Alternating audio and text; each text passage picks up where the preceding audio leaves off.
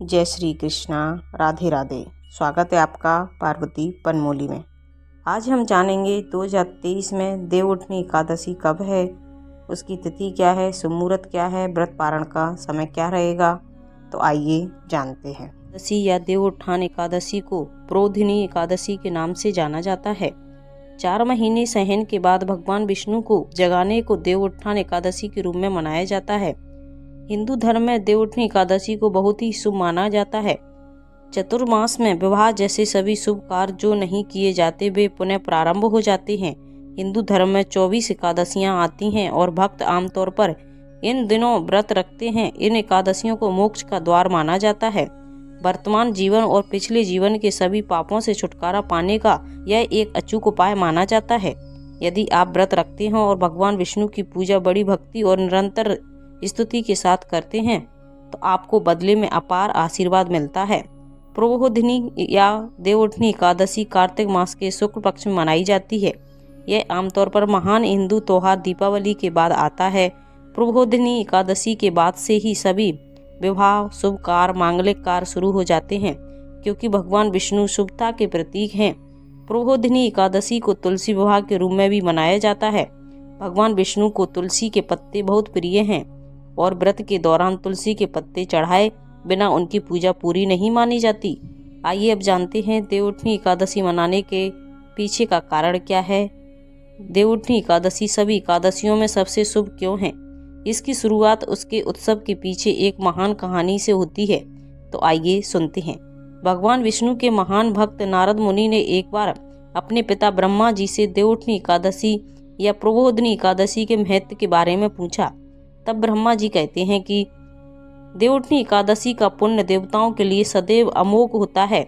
जो भक्त प्रोधिनी एकादशी या देवउठनी एकादशी का व्रत रखते हैं भगवान की कृपा से उनकी सभी मनोकामनाएं पूर्ण हो जाती हैं। देवउठनी एकादशी का आशीर्वाद हजारों अश्वमेध यज्ञों, सैकड़ों राजसूय यज्ञों के समान माना जाता है। जो लोग देवउठनी एकादशी के दिन आध्यात्मिक लालच और धार्मिक चिंतन के साथ व्रत रखते हैं उन्हें मृत्यु के बाद वैकुंठ स्थान मिलता है। वैकुंठ वह स्थान है जहां स्वयं देव आदि देव भगवान श्री हरि निवास करते हैं। यदि आप स्वास्थ्य, करियर, व्यवसाय और परिवार के अलावा जीवन के हर पहलू में सफलता चाहते हैं तो आपको इस एकादशी का व्रत अवश्य करना चाहिए। प्राचीन ग्रंथों के अनुसार देवउठनी एकादशी का व्रत एक साथ हजारों गांवों के दान के बराबर होता है। देवउठनी एकादशी करने का पुण्य सभी तीर्थों के दर्शन के बराबर माना गया है। मानव आत्मा वास्तव में सभी पापों से मुक्त हो जाती है और जीवन और मृत्यु के दुष्चक्र से मुक्त हो जाती है। वे मृत्यु के बाद विष्णु लोक में अनंत काल तक परम पद पर विराजमान रहते हैं। देवउठनी एकादशी का व्रत रखकर भक्त न केवल अपना उपकार करते हैं बल्कि अपने पूर्वजों को भी उनके सभी पापों से मुक्ति दिलाते हैं। जो भक्त एक ही दिन नाश्ता नहीं करते और भगवान विष्णु की आराधना में रात्रि जागरण करते हैं वे निष्कलंक, गुणी और बेदाग व्यक्ति बन सकते हैं। देवउठनी या प्रोधिनी एकादशी सभी 24 एकादशियों में सबसे पुण्य फलदायी मानी गई है। भगवान ब्रह्मा जी से कथा सुनकर नारद जी अभिभूत हो गए और उन्होंने कार्तिक मास की प्रोधिनी एकादशी का व्रत और पूजन किया। आइए अब जानते हैं 2023 में देवउठनी एकादशी की तिथि और समय क्या रहेगा। ऐसा माना जाता है कि किसी भी तरह के काम को करने के लिए कोई शुभ और अशुभ समय नहीं होता, लेकिन जब बात शादी जैसी बात आती है तो हर कोई इस बात को लेकर चिंतित रहता है कि कौन सा दिन और कौन सा शुभ मुहूर्त रहेगा। 4 महीने की अवधि के बाद अब एक बार फिर 23 नवंबर गुरुवार को देवउठनी एकादशी के बाद शादियों का सीजन फिर से और शुभ मुहूर्त शुरू हो जाएंगे। देवउत्थान एकादशी को देवउत्थान एकादशी और प्रोधिनी एकादशी भी कहा जाता है। इसके अलावा यह भी माना जाता है कि जो जोड़ा किसी अन्य तिथि पर शादी नहीं करता वह देवउठनी एकादशी के दिन बिना किसी मुहूर्त के भी विवाह संकल्प ले सकता है। आइए अब जानते हैं इसकी तिथि कब से कब तक रहेगी। देवउठनी एकादशी तिथि का प्रारंभ होगा 23 नवंबर गुरुवार को सुबह 2:34 से। एकादशी तिथि समाप्त होगी 24 नवंबर शुक्रवार को दोपहर 2:30 पर। व्रत पारण का समय रहेगा 24 नवंबर को प्रातः 6:52 से 8:58 तक। आइए अब जानते हैं देवउठनी एकादशी का पूजा विधि क्या रहेगी। अन्य एकादशी व्रत पूजा की तरह ही देवउठनी एकादशी भी मनाई जाती है। भक्तों को सुबह जल्दी उठना होता है और खुद को साफ करने के लिए स्नान करना पड़ता है। पूजा में शामिल होने से पहले आप साफ कपड़े पहनें। आप अपने पूरे पूजा स्थल को गंगा जल से पवित्र करें।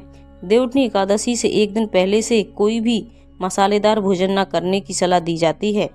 देवउठनी एकादशी से एक शाम पहले आप सात्विक भोजन ग्रहण करें तो बेहतर होगा। भक्त पूजा करने के लिए भगवान विष्णु की मूर्ति स्थापित करते हैं। आप भगवान विष्णु के प्रति श्रद्धा भक्ति रखते हुए व्रत का संकल्प लें। अगर आप प्रोबधनी या देवउठनी एकादशी के दिन अपने आंगन में भगवान विष्णु की आकृति बनाते हैं तो यह बहुत शुभ माना जाता है। हिंदू पौराणिक कथाओं के अनुसार भक्त एक खोखली में भगवान विष्णु की तस्वीर बनाते हैं। तुम उस खोखले को पानी, सिंघाड़े, गन्ने, मिठाइयों और फलों से घिरी हुई डालियों से ढक दो। यह एक पुरानी परंपरा है जब भगवान विष्णु को उठो देवा कहकर उठाया जाता है।